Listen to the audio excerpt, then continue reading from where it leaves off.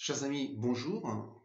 Pour cette méditation de ce vendredi, je vous propose de réfléchir sur le texte de Jean au chapitre 1er, les versets 35 à 41.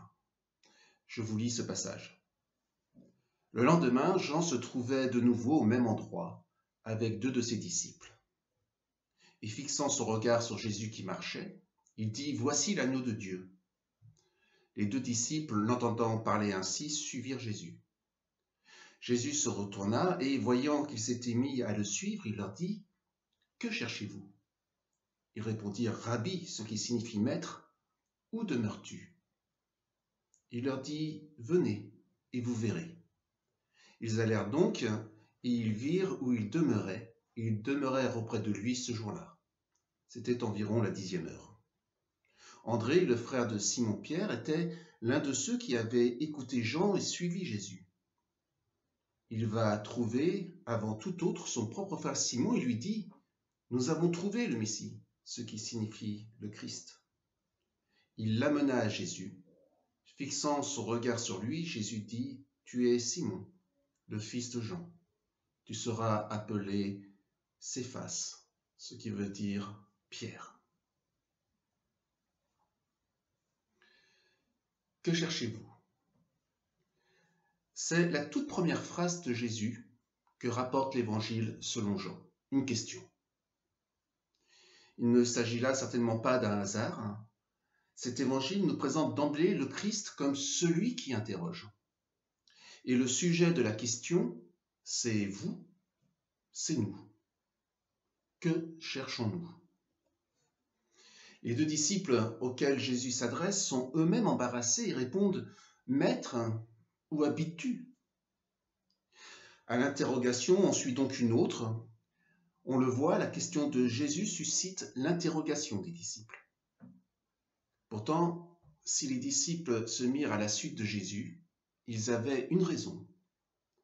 Jean-Baptiste l'avait identifié, nous dit le texte, comme le Fils de Dieu, comme celui qui révèle Dieu dans le monde. À la question de Jésus, les disciples auraient donc pu répondre par une affirmation plutôt qu'une question.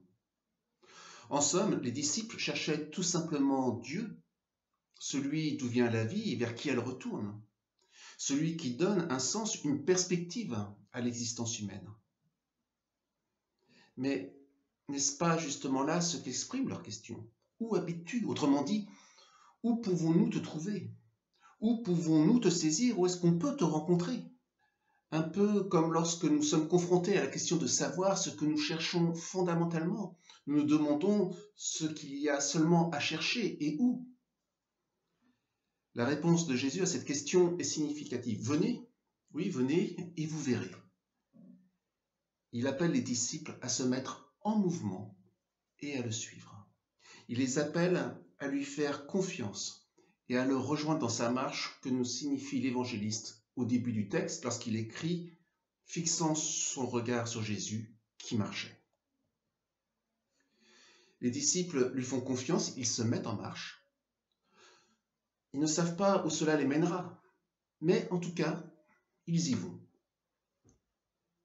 Et si Jésus ne nomme pas le lieu où il demeure, eh bien voyez-vous, c'est peut-être tout simplement pour leur faire comprendre qu'il ne demeure nulle part ailleurs qu'à leur côté, lorsqu'ils marchent, lorsqu'ils avancent avec lui en lui faisant confiance. Ainsi, Dieu n'est pas lié à un lieu ou à un idéal qui serait inaccessible, mais il se révèle dans le cadre d'un cheminement confiant vers l'avenir.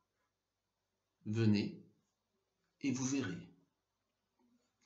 Ainsi, ce que nous pouvons chercher, ce qui donne un sens à ce que nous faisons, bien plus, ce qui donne un sens à notre existence, eh bien, ce n'est pas un absolu, que du reste, nous ne saurions même pas décrire, mais c'est de marcher, d'avancer sereinement et librement sur notre chemin de vie, quoi qu'il arrive, et de nous laisser surprendre par l'avenir en faisant confiance à celui qui nous invite et à venir et à voir, en faisant confiance à Dieu.